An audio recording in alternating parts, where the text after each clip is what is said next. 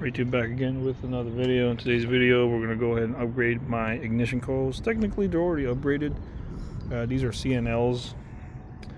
These little metal posts that they're standing on was from a previous ignition coil I got from MSD, and I kept them and sold the MSD. So we're going to go ahead and upgrade this basic R&R, how to replace these coil packs on these cars, and they're pretty easy. So we're going to go ahead and go at it and show you guys what I got. Alright, here they are. They're the Performance Distributor Screaming Demon Coils. I've been wanting this thing for so long. On my V6 Mustang before, I had some Screaming Demons and they seem pretty well. So we're going to prep this. We're going to put some dielectric grease just around the area right here on all 8. And then we're going to go ahead and take off the coils right now. Alright, so we're going to use a 4mm on all 4 bolts to get them off. Mine's labeled right here. 1, 2, 3, and 4. Both sides. So just a simple connector right here. Just take them all off. Take all 4 bolts off, and we should be good and dandy to go ahead and install the new coils.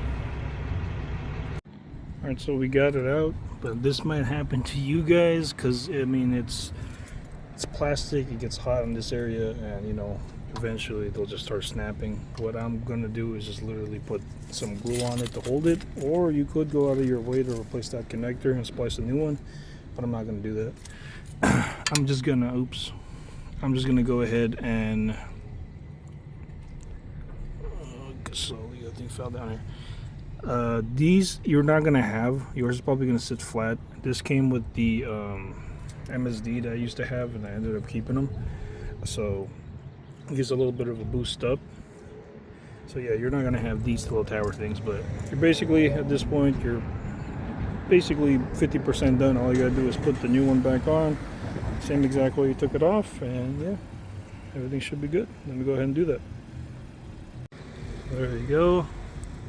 It's on. We're going to do the exact same thing on the other side. It's actually a pretty straightforward install.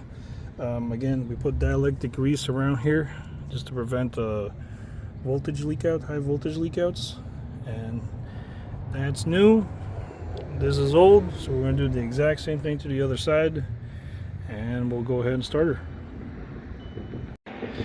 So got this off. Really, the only thing hard about this thing is making sure that this plastic clip on both sides don't just break off and you know, you don't drop stuff on the floor. Other than that, it's pretty straightforward to do this. So yeah, we're gonna go ahead and install this. This side is harder because of this tube. Other than that, like I said, pretty straightforward. Alright, so the car's on. Everything is looking a-okay.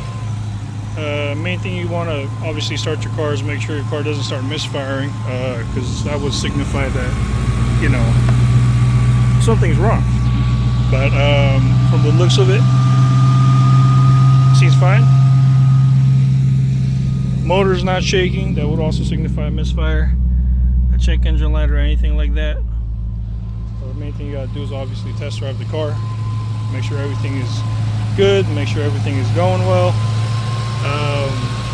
I'm gonna do an update on it once I'm gonna drive it for about a week and see if I really feel any type of difference. And I mean, I doubt you're gonna feel any difference in power, maybe gas mileage or anything like that, but yeah. Alright guys, I've been driving around for a little bit. Looks wise, I mean, they look kind of bland. According to the article, or to the claims for this, is better gas mileage, more throttle response, quicker starts, more power and torque. I mean, from the butt dyno, I feel like there's a slight difference, but then again, maybe it's just because I spent money on my car, and I'm having that, like, that effect of, I think I feel a difference. Yeah, I can honestly tell you, I feel like there's a little bit of a difference. I don't think I'm going to feel anything insane, because I mean, they're coil packs. It's not like it's a turbocharger or anything like that, or gears. So, and I had a CNL, which is already a high output coil pack, so I don't think I would feel anything drastic. But I mean, It's not bad at all for what it is. $130, about 5 days to get here. Overall, I mean, I think I would definitely recommend it. The CNL wasn't that bad either, for around, I think, $69.99 around there. This is $119.99. But if I would have to pick one, I'll probably just jump into this. This has been out there longer. I think it has more reviews, so it's been a little bit tested, a little bit better. So, but overall, not bad of a buy. Till next time.